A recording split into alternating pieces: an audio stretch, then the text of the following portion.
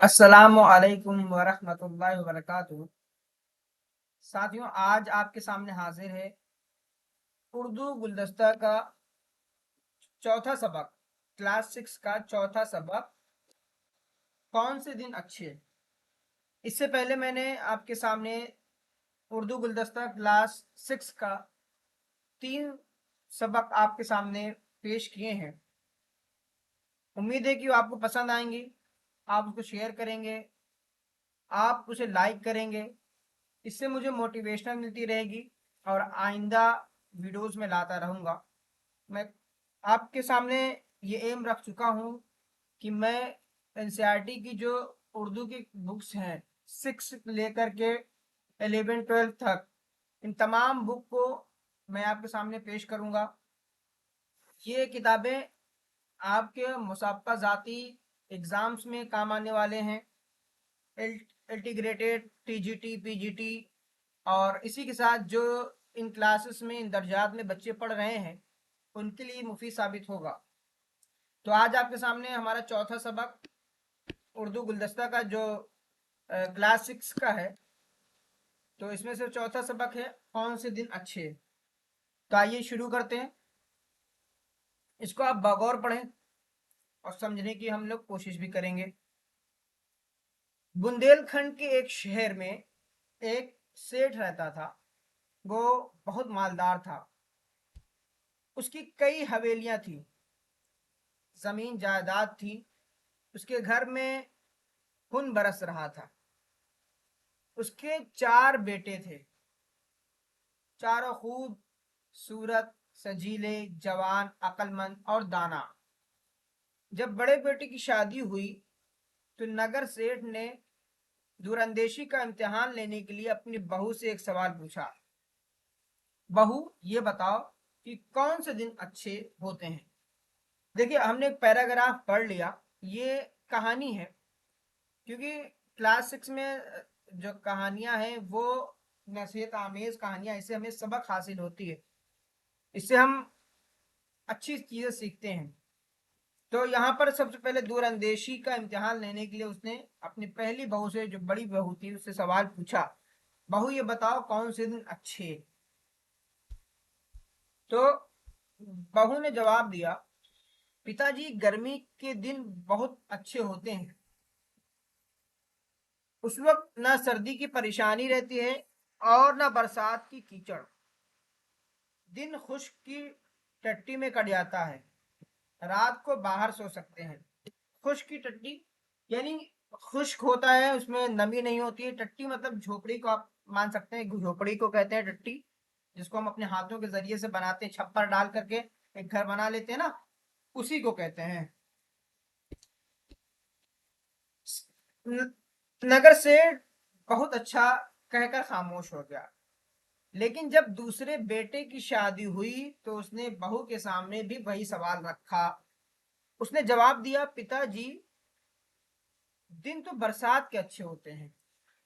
यानी यहाँ पर दूसरा जवाब दूसरी बहू ने दिया, दूसरे नंबर वाली बहू ने, कि बरसात का दिन अच्छा होता है। पहले वाले ने जवाब दिया कि गर्मी का दिन अच्छा होता है, दूसरे वाले ने जवाब दिया कि बरसात के दिन अच्छे होते हैं। हर तरफ हरियाली हरियाली होती है और सावन में झूले डालकर झूलने का तो मजा ही निराला होता है। चढ़े हुए दरिया और नदी नाले देखकर दिल बाग बाग हो जाता है। तो उसने यहाँ पर दूसरा सवाल किया। ठीक, अब तीसरा मतलब आगे की बातें क्या है। सेठ इस बात को सुनकर खामोश हो गया। लेकिन जब तीसरे बेटे की शादी हुई तो उसने अपनी बहू से भी यही सवाल किया। उसने कहा, पिताजी दिन तो सर्दी के भले होते हैं। सर्दी तो गर्म कपड़े पहनकर जहां चाहे घूमो फिरो, मीठी मीठी धूप के मजे लो लूटो, और रात को नर्म बिस्तर में लिहाफ ओढ़कर सोया जा सकता है। इसलिए सर्दी के दिन बहुत अच्छे होते हैं। तीसरा सवाल जो तीसरी बहू से किया, उसने कहा यहाँ पर सर्दी का दिन अच्छा होता है।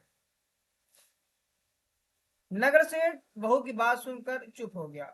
चंद माह बाद जब छोटे बेटे की शादी हुई और बहू घर आई तो सेठ ने यही सवाल छोटी बहू से भी किया। अब चौथे से भी यही सवाल कर रहा है। उसने बड़े इंकिसार से जवाब दिया, पिताजी दिन वही अच्छे होते हैं जो सुख से गुजर जाएं। अब लग रहा है ना कि चौथा जो सवाल किया है और चौथी बहू ने जो जवाब दिया है वो कितना ही बेहतर जवाब है कि दिन वही अच्छे होते हैं जो सुख से गुजर जाए। तकदीर का खेल भी अजब होता है, कहीं धूप तो कहीं छांव, कहीं गुर्बत तो कहीं तवंगरी। तवंगरी यानी आप कह सकते कुशादगी के माने में। हाँ, इस तरह आजमाइश के दिन भी आ गए। न जाने किस बात पर राजा का मिजाज बरहम हो गया, यानी बिगड़ गया वो, और वो सेठ से बदजन हो गया। राजा ने उसे शहर छोड़ने का हुक्म दिया कि नगर सेठ जिस हालत में हो उसे उसके सारे खानदान को देश बदर कर दिया जाए, यानी देश से बाहर कर दिया। उसे कहे क्या, तुम इस शहर को छोड़ के चले जाओ, इस नगर को छोड़ के, देश को छोड़ के चले जाओ। हाकिम ने जाकर नगर सेठ को राजा का हुक्म सुना दिया। सबकी तलाशी ली गई और घर से एक तिनका तक उठाने का हुक्म न था। 3 कपड़ों के साथ खाली हाथ उन्हें शहर से निकल जाना था। जब सब बाहर निकल गए तो छोटी बहू सामने आई। उसके हाथ में हांडी थी, उसमें 1 किलो के करीब गूंदा हुआ आटा रखा था। जब सिपाही ने उससे हांडी छीनना चाही तो उसने कहा, श्रीमान जी, मैं सबसे छोटी बहू हूँ। सबसे छोटी बहू होने की वजह से मैं अब तक खाना नहीं खा सकी, बाकी सब खा चुके हैं। कृपा करके या तो पहले मुझे खाना पका कर खा लेने दीजिए या फिर ये आटा मुझे साथ ले जाने दीजिए। कृपा करके यानी मेहरबानी करके। अब देखो, राजा का हुक्म था कि उन्हें फौरन शहर बदर किया जाए, लिहाजा सिपाहियों ने बहू को आटे की हांडी ले जाने की इजाजत दी थी। कहानी आपको समझ में आ रही है ना? तो बहुत ही आसान है, बस इसको हम पढ़ते जाएंगे, समझते जाएंगे, उसके बाद इसके सवालात को हल कर लेंगे। नगर सेठ अपने खानदान के साथ एक काफिले की शक्ल में आगे बढ़ने लगा। ये कारवां एक मकाम से दूसरे मकाम पर कूच करता हुआ आगे बढ़ता रहा। रास्ते में वो एक जगह सुस्ताने बैठ गए। उस वक्त धूप बहुत तेज थी और लू के थपेड़े जिस्म को झुलसा रहे थे। परेशानी के हालत में बड़ी बहू के मुंह से अचानक निकल आया, हाय कितनी गर्मी है। यानी वही बड़ी बहू जो पहली वाली थी, उसने कहा था ना गर्मी के दिन बहुत अच्छे होते हैं, तो वही कह रही कि हाय कितनी गर्मी है, यानी उसे अब गर्मी से तकलीफ हो रही है, जिसमें भुना जा रहा है। सेठ ने बहू की बात सुनकर कहा, तो क्या हुआ, फर्श की टट्टी क्यों नहीं लगवा लेते ताकि आराम मिले। यानी उसने ताना मारा। बहू चिढ़कर खामोश हो गई, क्योंकि पहला जो सवाल जब किया था उसने तो गर्मी के दिन अच्छे बताए थे, तो यहाँ पर गर्मी के दिन उसको अब अच्छे नहीं लग रहे हैं, तो उस पर जो है उसको ताना मार रहा है। चंद रोज बाद बरसात का मौसम आ गया। बादल घिर आए, हवा चली और उसके साथ ही पानी बरसने लगा। थोड़ी देर में ऐसी मूसलाधार जड़ी लगी कि सब लोग पनाह लेने लगे। दूसरी बहू उसी जंगल बयाबान में एक छोटी सी झोपड़ी में आकर बहुत दुखी हुई।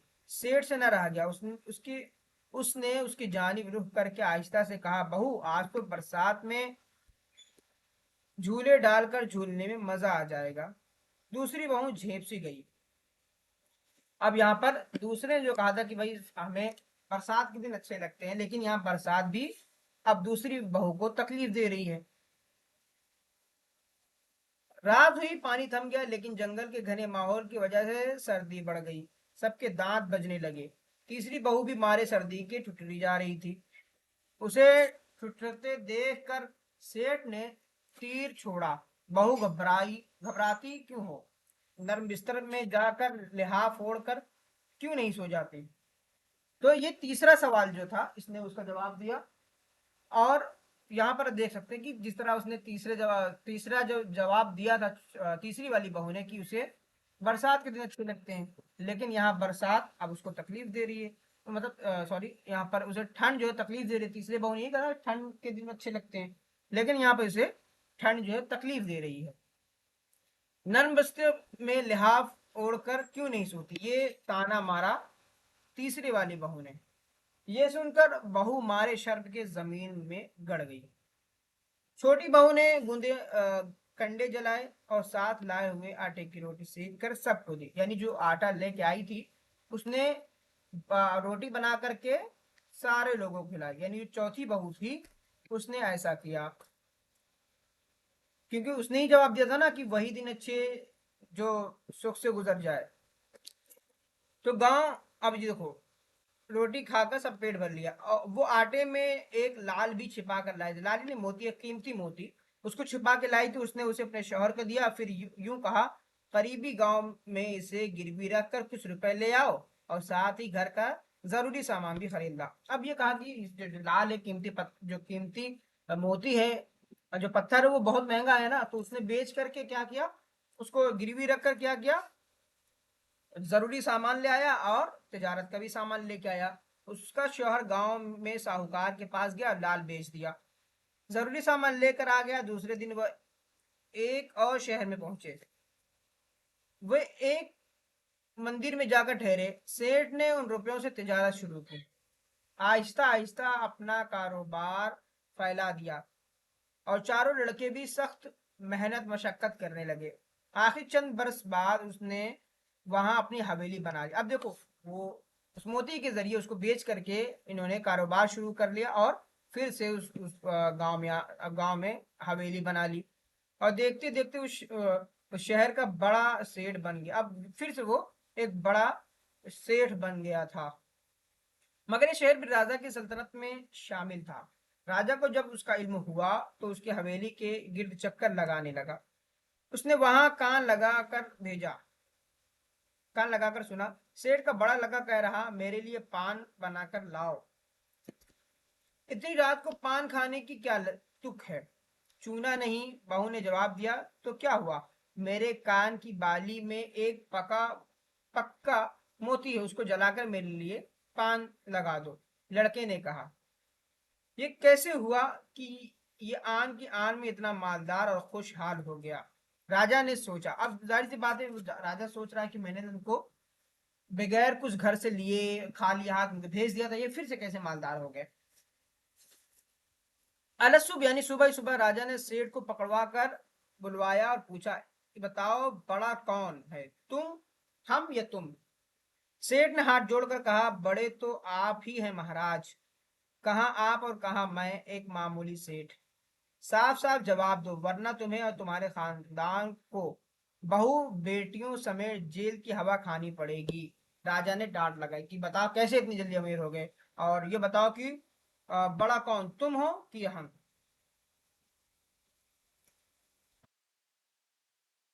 जैसा हुक्म सरकार का, कल आपको इसका जवाब मिल जाएगा। सेठ ने जवाब दिया। अब वहां पर क्या जवाब देता, उसने कहा कि कल आपको सरकार, मैं कल आकर के जवाब दूंगा। सेठ घर आकर सारा किस्सा सुनाया तो छोटी बहू ने कहा, पिताजी, अब आप महाराज से कहलवा दें कि इस छोटे से सवाल का जवाब मेरी छोटी बहू देगी। वो उसके लिए लिए रनास भरवाए और लिवाने के लिए पालकी भेजे।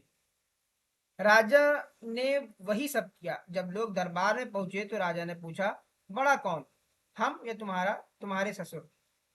छोटी बहू ने जवाब दिया, बड़े आप ही हैं महाराज। हम बड़े कैसे हो सकते हैं? आप जैसे बड़े लोग ही मेरे ससुर की जायदाद जब्त कर सकते हैं, हम सबको देश बदर कर सकते हैं, और अपनी हिम्मत और मेहनत से हम फिर खुशहाल हो जाएं तो फिर जेल की हवा खाने की धमकी दे सकते हैं। यानी उसने ताना मारा ये बात राजा के सामने। राजा ने टोकते हुए कहा, बड़ा वो क्यों नहीं हो बड़ा वो क्यों नहीं जो पक्का मोती जलाकर उसकी राख से पान खाना चाहता था? ये तो सब वक्त की बात है महाराज, छोटी बहू ने जवाब दिया। यानी अब एक बात ऐसी थी कि पक्का मोती जला करके उसका पान बना के खा रहा राजा को, नागवार गुजर रही थी ना। हम दिन के अच्छे गुजरने पर यकीन रखते हैं और हर दिन एक जैसा मानते हैं। ये बात छोटी बहू ने जवाब दिया। ये जवाब सुनकर राजा की आंखें खुल गई। उसने फौरन सेठ की जब्त शुदा सारी जायदाद लौटा दी। उसे दोबारा इस शहर में बाइज्जत वापस बुला लिया। अब उसे ये बात समझ में आ गई, उसे फिर से वापस बुला लेता कि छोटी बहू ने उसको बहुत ही सटीक सा जवाब दिया है। क्योंकि छोटी बहू, इसकी चार बहू थी ना, पहली बड़ी वाली कहती है कि गर्मी के दिन अच्छे, दूसरी वाली कहती है कि बरसात के दिन अच्छे, तीसरी वाली कहती है ठंड यानी जो सर्दी का दिन है, आप यहाँ पे सर्दी लिख लें, सर्दी के दिन अच्छे, है ना। तो ये कहती है बरसात। तीसरा सर्दी के दिन अच्छे कहती है, और जो चौथी होती है छोटी वाली कहती है दिन वही अच्छे जो आसानी से गुजर जाए, बेहतर तरीके से गुजर जाए। अब देखो पहला हम, अब जो है सवाल हमारा जो सबक है वो मुकम्मल हो चुका है। अब हम सवालों पर आते हैं। पहला सवाल है, नगर सेठ ने चारों बहुओं के सामने कौन सा सवाल रखा था कि कौन से दिन अच्छे, यही पूछा था ना, कौन से दिन अच्छे। ये हमारा पहला सवाल हो गया। अब दूसरा है, नगर सेठ ने चारों बहुओं से एक ही सवाल क्यों किया। वो उनकी दूरंदेशी को परखना चाह रहा था कि ये कितने दिमागदार हैं, कितने इनके पास अक्ल है, कितने अच्छे से सोच सकते हैं। तो ये भी हमारा सवाल हो गया। तीसरा है, दूसरी बहू ने नगर सेठ के सवाल का जवाब क्या दिया, हमने यहाँ देखा ना, पहले ने गर्मी कहा, दूसरे ने बरसात। तो यहाँ पर बरसात, दिन वही अच्छे जो, यानी बरसात के दिन अच्छे होते हैं, इसमें झूला झूल सकते हैं, उसमें इस तरह की बातें करी ना। चौथा सवाल है, शहर बदर होने से पहले छोटी बहू ने सिपाही से क्या कहा कि मैं घर में छोटी हूँ, मैंने खाना नहीं खाया, या फिर मुझे पका के खा लेने दो, या फिर ये आटा जो मुझे मेरे पास है इसको मुझे साथ ले जाने दो। अब पांचवें सवाल है, छोटी बहू ने राजा को क्या जवाब दिया। यही ना कि आप वही राजा हैं जो आप बड़े हैं, वही राजा हैं जो आप हमारे माल को हड़प कर सकते हैं, आप हमें शहर बदर कर सकते हैं, और हम तो इस बात पर यकीन रखते हैं जो दिन अच्छे से गुजर जाए। राजा को अपनी गलती का एहसास किस तरह हुआ जब उसने कहा कि आप बड़े राजा हैं, आप जो चाहे कर सकते हैं, आप मतलब ताना मारा ना उसने कि आप हमारे हमें शहर बदर कर सकते हैं, आज आप हमारे जो माल दौलत को ले सकते हैं। तो इस तरह जब कहा तो उसे एहसास हो गया। ये ना, यहाँ पे देखो, छोटी बहू ने जवाब दिया, हम दिन के अच्छे गुजरने पर यकीन रखते हैं, हर एक दिन एक जैसा नहीं मानते। ये बात सुन करके राजा की आंखें खुल गई। तो इस तरह हमारा ये छठा सवाल भी मुकम्मल हो गया। इस तरह हमारे ये जो सबक है ये पूरी तरह मुकम्मल हो गया। आपसे गुजारिश है कि आप इस वीडियो को शेयर करें, आप मेरे हौसला अफजाई करते रहें। इंशाल्लाह और बेहतर तरीके से मैं आपके सामने सबक को पेश करने की कोशिश करूंगा। तो अब आपसे अलविदा लेते हैं, बहुत बहुत शुक्रिया।